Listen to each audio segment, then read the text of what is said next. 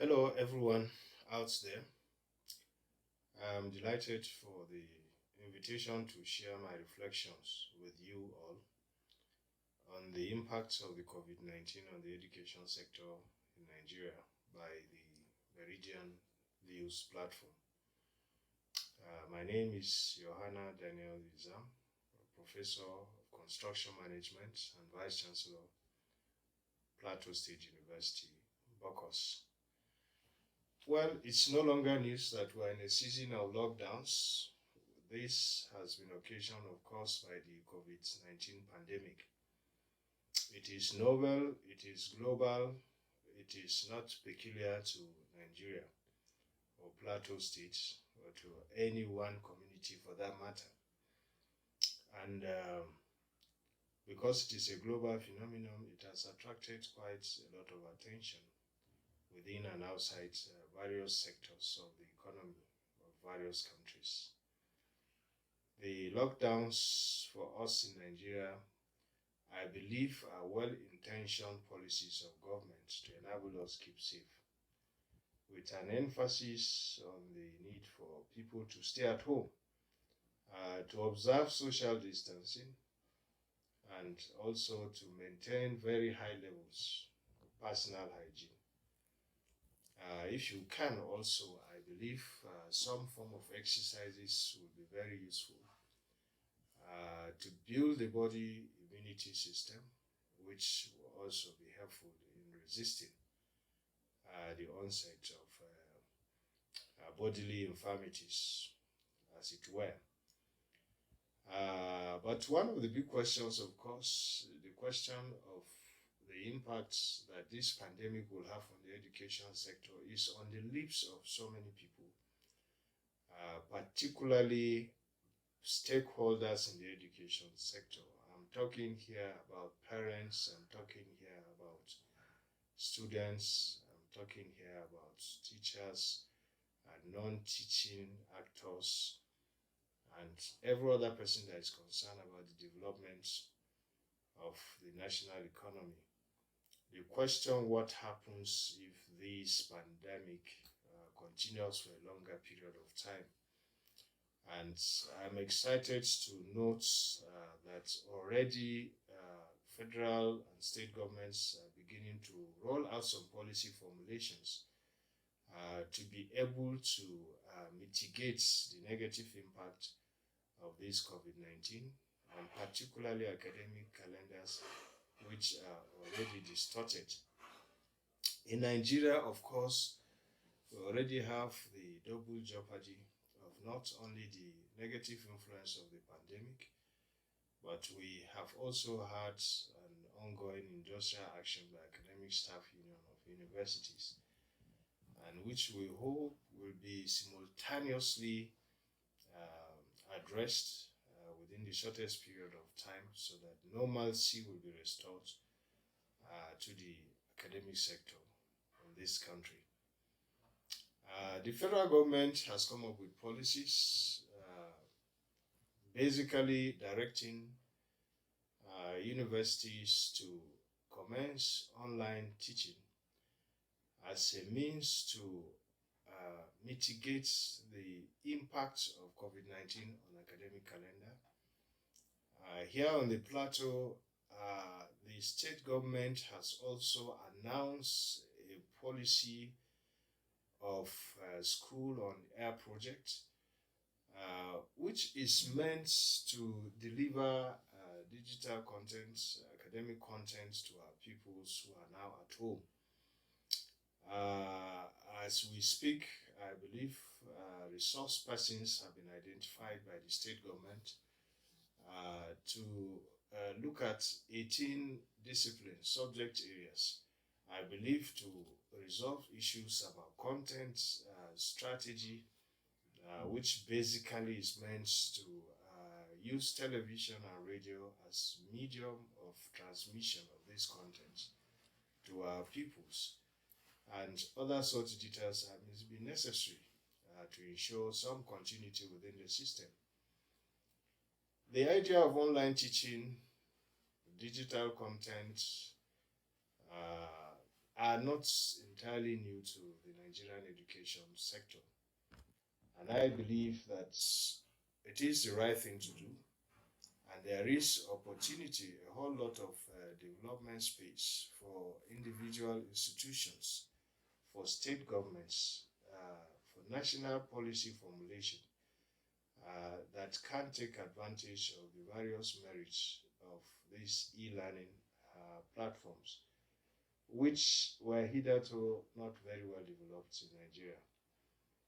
And so for us in the Plateau State University, since the approval of the ICT policy by the governing council some years ago, management has embarked on the deliberate policy of putting in place ICT governance structures that will deepen the quest, the vision of the university to be ICT driven, which indeed is the aspiration of most 21st century universities.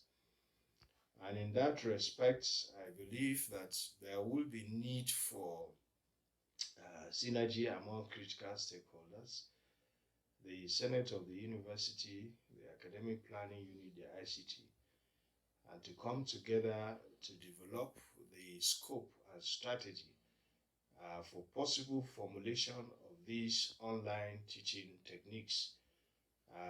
In line, of course, with what is already happening in some universities, even here in Nigeria.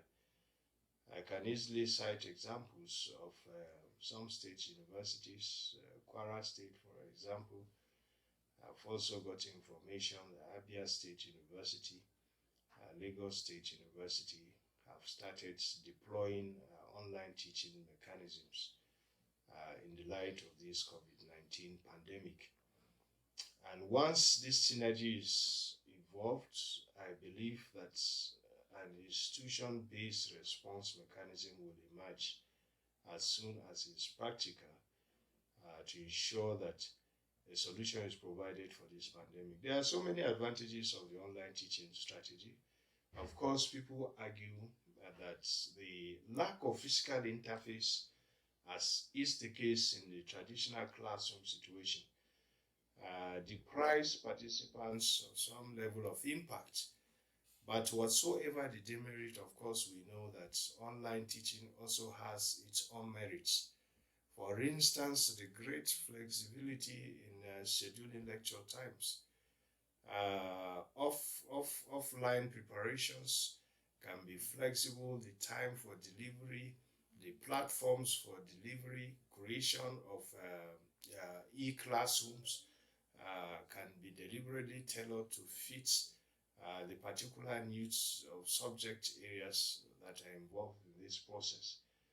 And you can talk about the enormous amount of time that will now become available, particularly to our colleagues, teachers, who can now be able to do more of personal development, research, and community service, having digitalized the teaching processes substantially, as will be demanded by this process. And so I think this is a solution for the future. It's a solution that is workable. It's a recommendation that is in the right direction.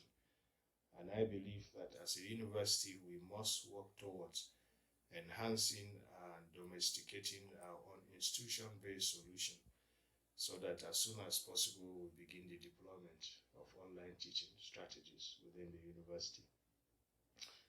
The other question, of course, that has been raised is whether this could just be a solution because of the pandemic. My thinking is that it ought to form part of the components moving forward of Nigerian educational system. Because whether we like it or not, today is COVID-19, tomorrow only God knows what other pandemic is coming. We are not praying for any.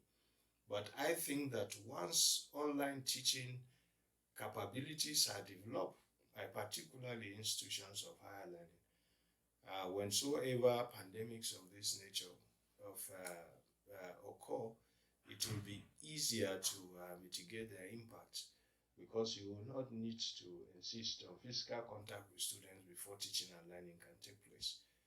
But most importantly, like I mentioned earlier, The online teaching technique provides a lot of flexibility in the delivery of content.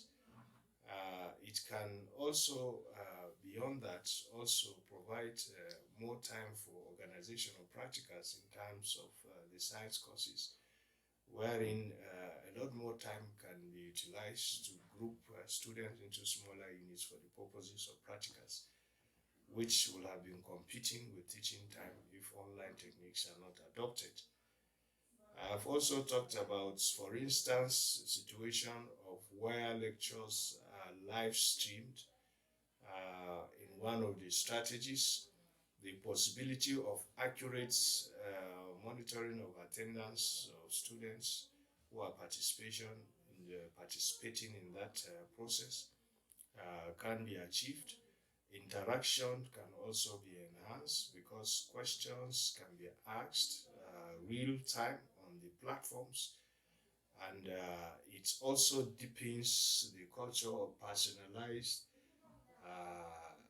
research by students, wherein PDF formats, digital forms of notes and text can be downloaded, can be given upfront to students to study, while the online interactions might just be to review what has been learned on a topic by topic basis.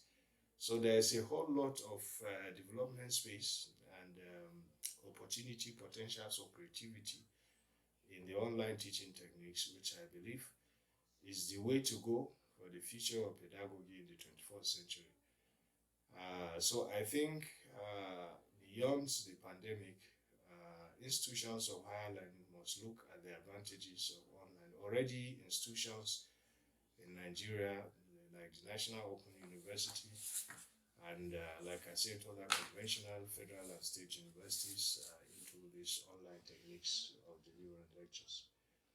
And so I will want to use this opportunity to appreciate particularly staff and students of my university, the Plateau State University, for keeping safe, for keeping fit, for keeping fit with all the arrangements that have been put in place by the state and federal government to ensure that the war against this pandemic is fought with every intelligence, every resources, and everything that we have. To also commend the efforts of the state government, because this total lockdown may not be convenient, but given the results and the objectives that are aimed to be achieved, I believe that we should see to the end of it, as indeed experience from neighboring communities have shown. If any laxities are allowed to exist in the implementation of lockdown policies, then the life of an entire community will be engendered. I wish us all very safe stay. Let us keep alive, and let us hope that we will see the end of this sooner than later. Thank you for this opportunity to reflect with you. Wish you all the best. Thank you for listening. God bless you.